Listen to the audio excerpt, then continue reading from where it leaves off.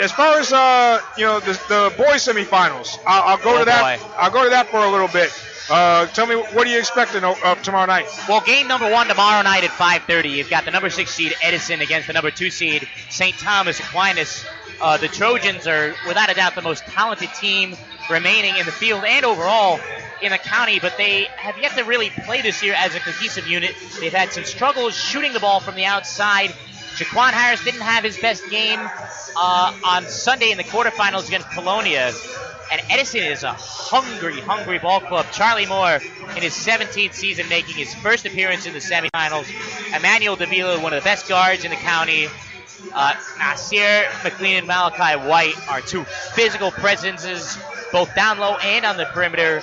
I think they match up physically with Aquinas. They may match up physically. They may be the best physical matchup with Aquinas, but intercity rivalry as well. North Edison versus South Edison. Aquinas moving up to the white next year, so that'll be a 2-game. I heard you mention season. that during the quarterfinals. So you got Aquinas moving up to the white, and you got Carteret, right, moving up to the white. Yes, those two, along with North Brunswick, of course, will make up a very, very strong division next year. Yeah. And then the second semifinal game is the most anticipated one. Number 4 South Brunswick and number 1 St. Joe's. The St. Joseph Falcons did not play their best game in St. the Joe's, semifinals. what's interesting to me is they quarterfinals, they went to overtime against Wardlaw. They survived that game. Maybe not, the Carl Towns of yesteryear. No. But they survive. They find a way. They always find a way. Ever since Dave Turco left St. Joseph after 2017, they've won 2 championships, but both of those titles have been by the skin of their teeth. 2 years ago, they needed buzzer beaters in the semis and the finals. Last year, they were down in both the semis and finals as the 3 seed.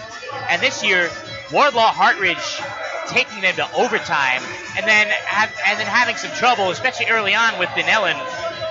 This is not a good shooting St. Joe's team. I will say that. This is not a team with the best athletes, but it is a deep team. They have different looks coming off the bench. They've got bigs.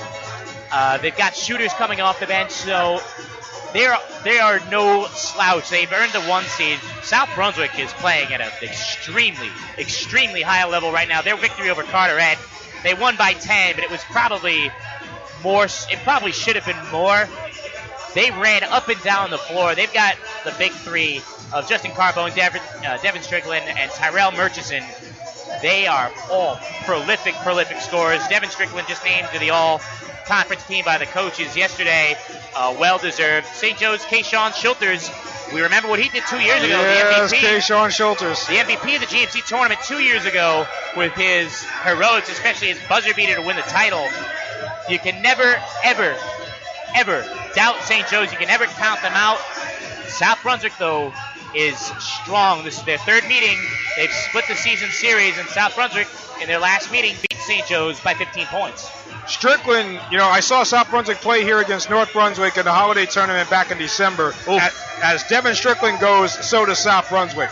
He's the guy that, gets them, rallied together. And he is so unique because at 6'0", he barely even gets a touch from beyond the arc. He makes his bones down low in the paint. A lot of times, even with his back to the basket, it's going to be tough tomorrow. St. Joe's has some quality bigs, especially in Maurice Johnson, who has had an excellent year.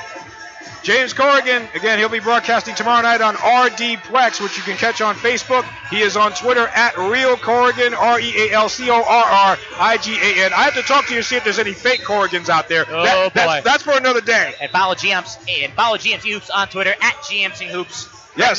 Greg Machos of GMC Hoops is here tonight delivering all the best content from a video standpoint. You, of course, from the audio standpoint. Yes, Greg Mitchell's in the building. Thank you, sir. Thank you there, Corbin. All right, you got it, sir. James Corrigan.